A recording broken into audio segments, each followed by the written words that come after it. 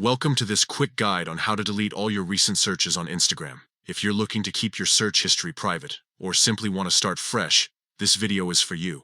Let's dive right in. First, open the Instagram app on your device. Once you're logged in, you'll see the familiar interface with several icons at the bottom. To access your search history, you might think you need to go through your profile settings, but there's a quicker way. Look at the bottom menu and find the Explore icon. However, instead of tapping on it, we're going to focus on the search icon, which is usually located next to it. Tap on the search icon to open the search page. Now, once you're on the search page, tap on the search bar at the top. This will show you all your recent searches. You might see a list of profiles, hashtags, or topics you've searched for recently. To view all of them, tap on See All. Here, you'll see a comprehensive list of everything you've searched for on Instagram. If you want to remove individual searches, you can do so by tapping the X next to each entry.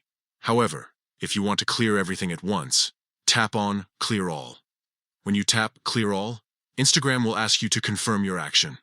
This is just a safety measure to ensure you really want to delete your entire search history. So, go ahead and confirm by tapping Clear All again.